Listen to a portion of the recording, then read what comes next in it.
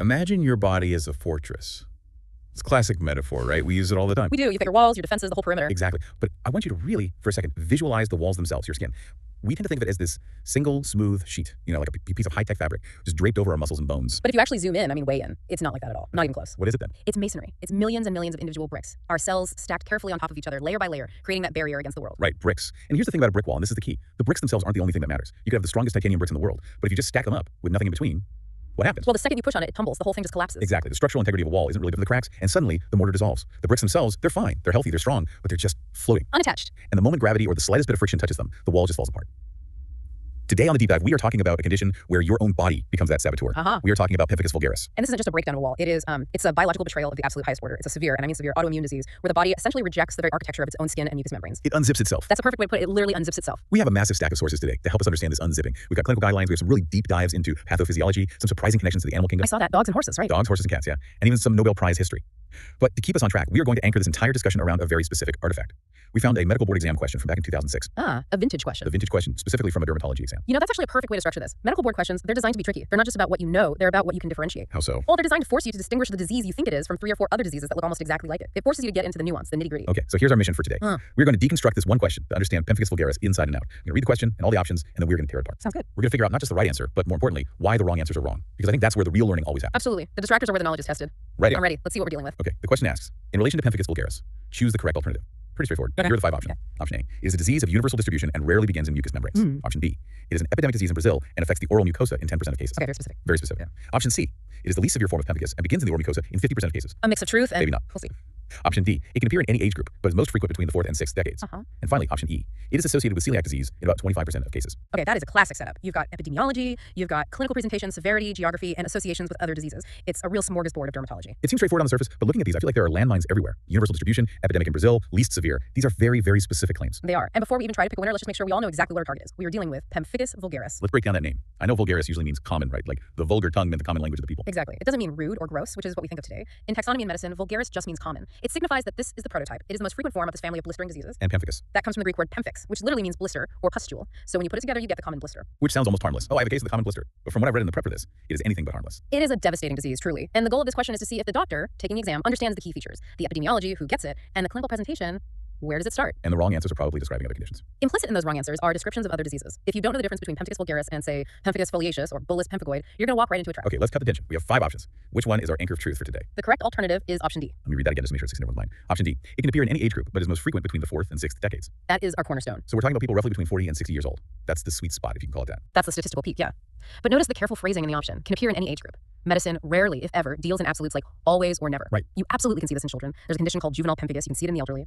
But if you are writing a textbook case or if you are sitting in a clinic and a patient walks in with these symptoms, the highest probability by far is that they are a middle-aged adult. Why that age specifically? Is there something about turning 40 that just makes your skin glue dissolve? That's a great question. It's likely a cumulative effect. Many autoimmune diseases seem to require what we call a 2-hit or multi-hit mechanism. Okay, what does that mean? It means you have the genetic predisposition, that's the loaded gun, which you're born with, but then you need an environmental trigger to come along and actually pull that trigger. Yeah, it takes time. It might take 40 or 50 or 60 years of exposure to things like UV light, certain viruses, or even some medications before that final threshold is crossed and the immune system just snaps. That makes a lot of sense. It takes time to wear down the fortress's defenses before the saboteur can get in. Now, option A mentioned universal distribution, but got other details wrong. Does option D, our correct answer, imply universal distribution too? Yes, implicitly it does. Pemphigus vulgaris is a global citizen. It doesn't care about your geography. It occurs in all races and both sexes. But are there any groups that are more susceptible? There are. We see a distinct spike in incidence in people of Ashkenazi Jewish heritage and also in those of Mediterranean descent. Which hints at those genetic factors, that loaded gun, that we'll definitely get into later. Exactly. But the key take home here is that it's not an endemic disease tied to a specific place, like malaria is to the tropics, or well, like one of the other options suggested about Brazil. Right. It's everywhere. It's universal. Correct. I want to step away from the statistics for just a second. We know the age group now, someone in their 50s, but numbers can be a little dry. Let's try to humanize this. What does Pemphigus vulgaris actually look like when it walks through a clinic door? This is where the tragedy of the disease really lies, in that initial presentation.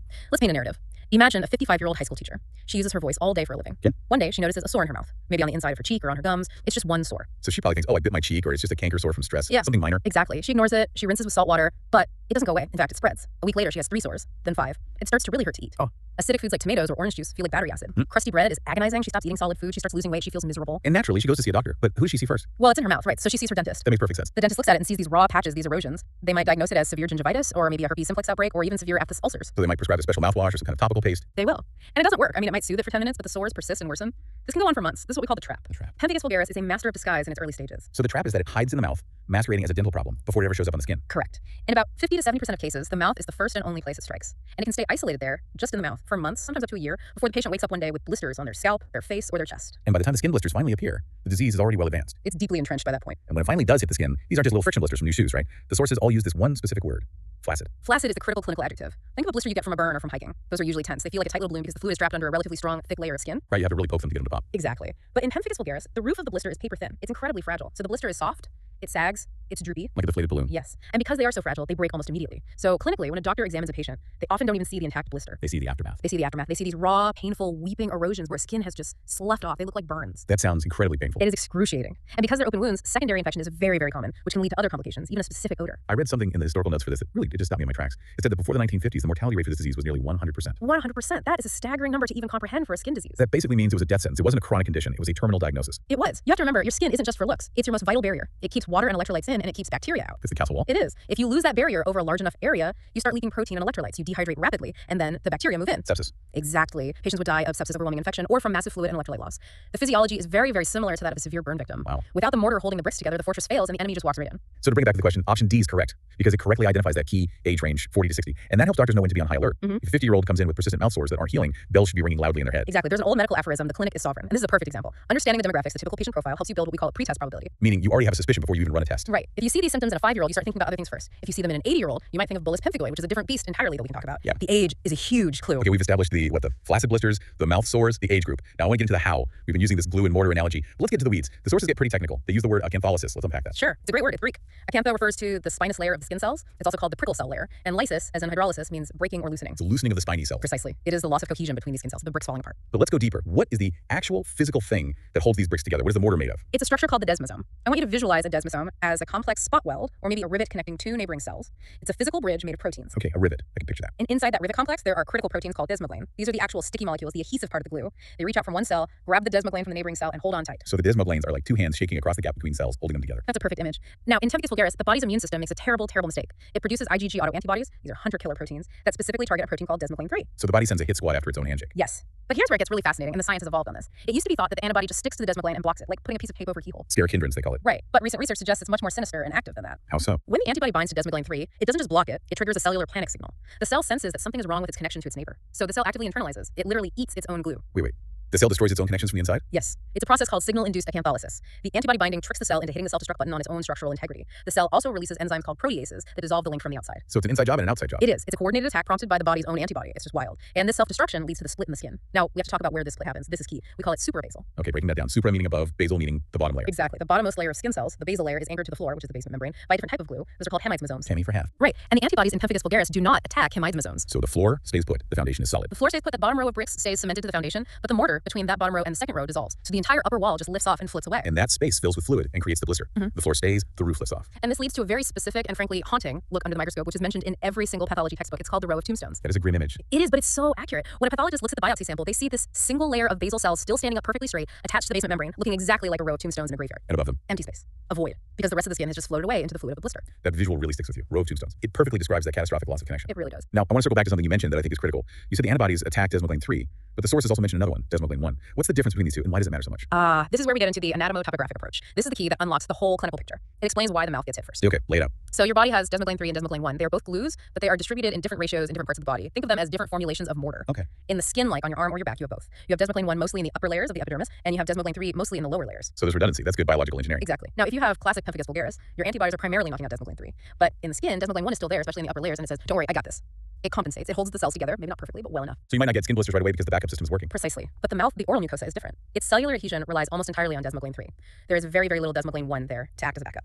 So when the antibodies take out desmoglein 3 in the mouth, a total structural failure. There's no backup glue. The wall comes tumbling down. That is why the oral erosions are the presenting sign in the vast majority of patients. The mouth is the Achilles heel because it lacks that redundancy. That makes perfect logical sense. If the disease progresses and the patient's immune system gets even more confused and starts developing antibodies against desmoglein 1 as well, then the skin defenses fail too. The compensation collapses and you get widespread, devastating blistering all over the body. We call that the mucocutaneous form. Wow. Okay, so we've got our patient 50 years old, painful mouth sores, maybe some of these flaccid skin blisters that pop easily. How do doctors confirm this diagnosis? You mentioned the row of tombstones, but you have to do a biopsy for that. Are there other tests you can do in the clinic? There is. There's a very famous clinical test called the Nikolsky sign. It's named after Pyotr Nikolsky, a Russian dermatologist from the late 19th century. It's a test you can do right at the bedside, but honestly, it can be a little unsettling to perform and to watch. Describe it. Go back to our brick wall analogy. If the mortar is dissolved, the bricks are just sitting there, held by gravity. If you walk up to that wall and just push your hand sideways against the bricks, just a little bit of friction, the whole wall shifts and crumbles. Right. That is the Nikolsky sign. You find a patch of skin that looks totally normal, perfectly healthy skin, usually near an existing blister, and you apply firm sliding pressure with your thumb or finger like you're trying to rub a smudge off a window. And in a healthy person, what happens? Yeah. Nothing. Maybe the skin gets a little red. Right. But in a Pemphigus patient, that top layer of skin, the epidermis, just slides off. It shears away like wet tissue paper, leaving a raw erosion behind. Oh wow, that's a visceral image. Uh-huh. You're creating a wound. You are. You're demonstrating the acantholysis right in front of your eyes. It shows that the microscopic adhesion is already gone, even if a visible blister hasn't formed yet. The skin is just sitting there, unattached. So you have the Nikolsky sign, you have the biopsy showing the tombstones. What about lab work to really seal the deal? The gold standard for diagnosis is a test called direct immunofluorescence, or DIF. Okay, what does that involve? They take a small punch biopsy of skin from near a blister, not the blister itself. They freeze it, and then they treat it with a special fluorescent dye that's attached to an antibody that recognizes human IgG. So it makes the patient's own autoantibodies glow. Exactly. You look at it under a special microscope with a UV light, and you see where the patient's own IgG autoantibodies have deposited in the tissue. And what do they see? What's the pattern? They see the antibodies stuck to the borders of all the skin cells, the keratinocytes. Because the antibodies are surrounding every single cell where the glue used to be, it creates this beautiful, glowing green pattern that looks like a fishnet or chicken wire. It perfectly outlines every single brick in the wall. Exactly. It's a hauntingly beautiful image for such a terrible disease. You can also do blood tests called an ELISA to actually measure the level or titer of the anti-desmoglin antibodies in the blood. Is that just for diagnosis? It's for diagnosis, but it's also incredibly useful for tracking the disease activity. If the treatment is working, you should see those antibody levels go down. It gives you an objective number to follow. Speaking of treatment, let's go to the therapeutic approach. Yeah. You said that historically this was a death sentence. What was the discovery that changed everything? In a word, corticosteroids. Prednisone. When these were introduced in the 1950s, they completely changed the game. They turned pemphigus from a uniformly fatal disease into a chronic, manageable one. And how do they work? They are powerful, broad-spectrum immunosuppressants. They basically tell the entire immune system to just stand down. They reduce inflammation, and crucially, they stop the B cells from producing so many antibodies. There's always a but with steroids. My doctor friends call it vitamin P, but they always say it with a grimace. Because steroids are a blunt instrument. They're a sledgehammer, not a scalpel. To get control of a severe pemphigus flare, you often need massive doses for long periods of time. And long-term high-dose steroids can really wreck the body in other ways. They can. They can cause diabetes, osteoporosis where your bones become brittle, cataracts, high blood pressure, severe weight gain, even psychosis. So for decades, we were in the situation where we saved patients from the blisters, but we gave them a whole host of other chronic life-altering problems. So is that still the standard of care? Just blasting them with prednisone and hoping for the best? It's still the backbone, especially for getting an acute flare under control quickly. You have to stop the blistering fast. Huh. But the true game changer in the modern era is a drug called rituximab. Rituximab. That sounds like one of the modern biologic drugs. It is. It's a monoclonal antibody. Specifically, it's an anti-CD20 monoclonal antibody. Okay, let's unpack that. Anti-CD20. What does that mean it does? Okay, remember, pemphigus is caused by these bad autoantibodies. And antibodies are produced by a type of immune cell called a B cell. B cells are the factories. Right. Rituximab is a smart bomb. It's an antibody that's been designed in a lab to target a specific marker, a protein called CD20, that is found on the surface of most B cells. And when it finds a B cell with CD20 on it, what does it do? It marks it for destruction. The rest of the immune system sees the rituximab attached to the B cell and wipes it out. It depletes the B cell population. So you're not just suppressing the factory, you're demolishing it. Precisely. By taking out the B cells, you stop the production of the bad autoantibodies at their source. This has allowed us to get patients into remission much faster, and crucially, it allows us to taper them off those dangerous steroids much, much sooner. That's a revolution in treatment. It has completely revolutionized the prognosis. It's moved the goal from survival with complications to long-term steroid-free remission. That is incredible progress. From 100% fail to manageable with heavy side effects to now potentially remission with a targeted therapy. It is. Now, we have to mention, rituximab isn't without risk. It seriously suppresses a part of your immune system, so you're at a higher risk for infections. But when you weigh that against the alternative, uncontrolled blistering or long-term steroid toxicity, it's a miracle of modern medicine. I want to loop back now to our original mission, that exam question. We identified option D as the correct answer. But as you said, we can learn just as much, if not more, by understanding why the wrong answers are wrong. Yes, deconstructing the distractors. These aren't just random wrong answers. They are descriptions of other diseases that the exam writer wants to trick you into choosing. Let's start with option A. Option A said, it is a disease of universal distribution and rarely begins in mucous membranes. Okay, so it gets the first part right. Universal distribution, we established that. Correct. But the second part, rarely begins in mucous membranes, is not just wrong, it is the polar opposite of the truth. We said it starts in the mouth 50-70% of the time. Exactly. It is the hallmark of the disease. It's the classic presenting sign. If you miss the mucosal involvement, you miss the diagnosis of Pemphigus vulgaris. That statement is fundamentally incorrect. Okay, a clear error. Yeah. Let's move to option B. This is the one that caught my eye because it's so specific. It is an epidemic disease in Brazil and affects the oral mucosa in 10% of cases. This is a fantastic distractor. It's a beautiful trap because it relies on the listener knowing about a different type of Pemphigus. And there actually is a type of Pemphigus that is epidemic in Brazil. There is. This is fascinating. In Brazil, specifically in rural areas near certain river basins like the Araguaia, there is an endemic form of Pemphigus foliaceus. Not Vulgaris, foliaceus. Right. And locally it's known as fogo selvagem. Fogo selvagem? That translates from Portuguese to wildfire, right? It does. A very dramatic name for a dramatic condition. It causes this intense burning and peeling exfoliation of the skin. And because it clusters in these specific geographic areas affecting family members and neighbors, we've long suspected an environmental trigger. Not just genetics. Right. The leading theory is that it's triggered by the bite of an insect, the black fly Similium. An insect bite that triggers an autoimmune disease. How does that work? The theory is called molecular mimicry. The saliva of a black fly contains a protein that, by chance, looks very, very similar to human desmoglin 1. Ah. So the immune system mounts a response to attack the foreign fly saliva, but then it gets confused. The antibodies it makes to fight the fly protein also recognize and attack the skin's own desmoglin 1. That is fascinating. But here's the key difference for our question. Pemphigus foliaceus, the wildfire, affects desmoglin 1, not desmoglin 3 like in Vulgaris. And thinking back to our anatomy lesson, desmoglin 1 is the primary glue in the upper skin, but it's not the main player in the mouth. Exactly. Because it targets desmoglin 1, Pemphigus foliaceus almost never affects the mouth. It's a purely skin disease. So option B is a mashup of errors. It takes the epidemiology of Pemphigus foliaceus, epidemic in Brazil, and combines it with a completely incorrect statistic about oral involvement for Vulgaris. It's a very clever trap. So the takeaway is, if you see Brazil and Pemphigus in a question, your brain should immediately think foliaceus. If you see mouth sores, you think Vulgaris. Correct. And we can add a mnemonic for this. It's a little bit of a mix of languages, but it works. I love a good mnemonic. Vulgaris visible in the mouth. Foliaceus equals fora da boca, which is Portuguese for outside the mouth. V for Vulgaris and visible mouth. F for foliaceus and fora. That's perfect. That'll definitely stick. And remember the visual too. Vulgaris is a deep split, super basal. Foliaceus is a very superficial split right under the top layer. Okay, what about option C? It is the least severe form of Pemphigus and begins in the oral mucosa in 50% of cases. This one is tricky because it gets one part right. It correctly states that it begins in the oral mucosa in about 50% of cases. That part is true. But least severe? Absolutely not. As we've discussed, because of that deep split, Pemphigus vulgaris is the most severe and life-threatening form. Because the split is deeper, you lose more fluid, the barrier is more compromised. Exactly. Pemphigus foliaceus, with its very superficial split, is much less severe. It's uncomfortable, it's cosmetically disfiguring with all the crusting, but the barrier function of the skin isn't compromised nearly as badly. So Vulgaris creates raw, weeping erosions. Foliaceus creates flakes and crusts. That's a great way to put it. Vulgaris is the killer. Foliaceus is the flaker. This option gets the severity completely backwards. Got it. And finally, option E. It is associated with celiac disease in about 25% of cases. This is another classic case of right church, wrong cue. The question writer is trying to make you jump to another disease. There's a blistering skin disease associated with celiac disease, isn't there? There is, a very well-known one. It's called dermatitis herpetiformis, or DH. Sometimes it's called During's disease. But there's not a form of pemphigus. No, it's a totally different disease with a different mechanism.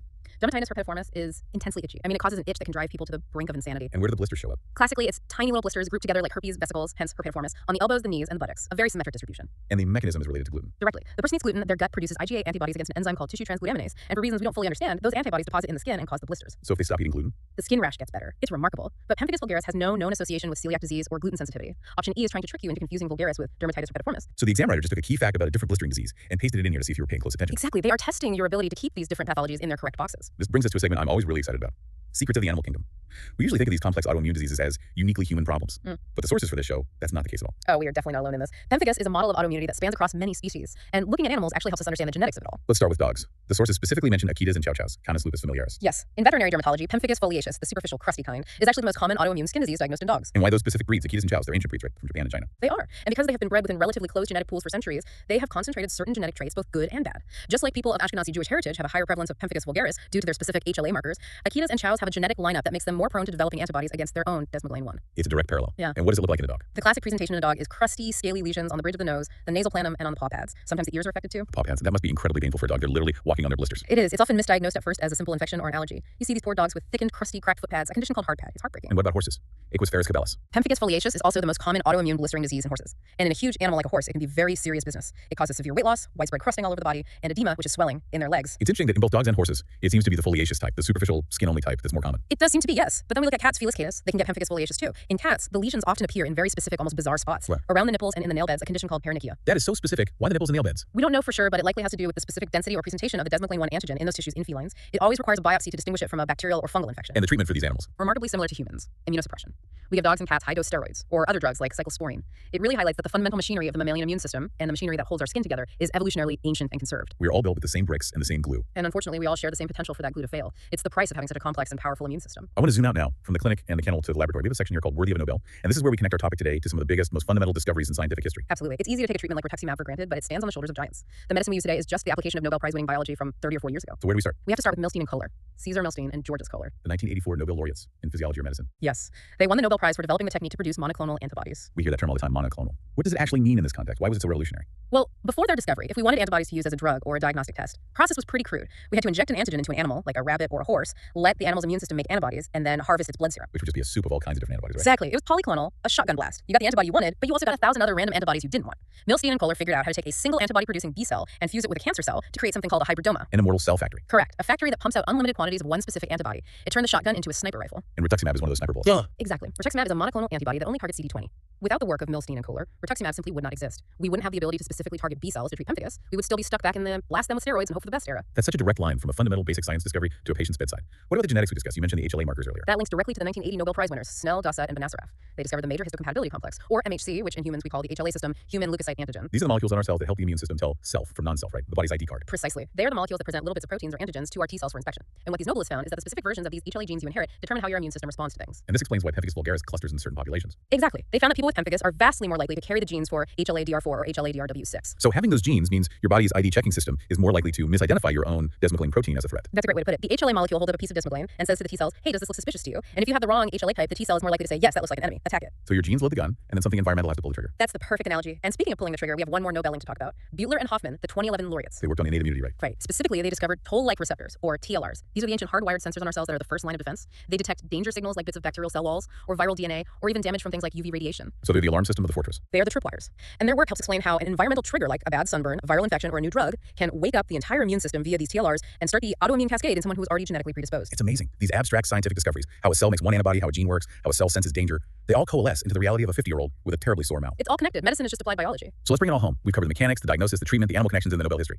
If you had to summarize the absolute core of this deep dive on Pemphigus vulgaris, what are the key points? Okay, the key points. Number one, Pemphigus vulgaris is a flaccid blister disease. Remember that word? It's caused by autoantibodies attacking desmoglein 3, which is the key glue in mucous membranes and the lower parts of the skin. Got it. Flaccid blisters, desmoglein 3. Number two, the mouth is the messenger. It almost always starts with painful oral erosions. Don't ignore persistent mouth sores, especially in a middle-aged adult. Number 3. The age factor. While it can happen to anyone, the classic patient is in their 40s, 50s, or 60s. Okay.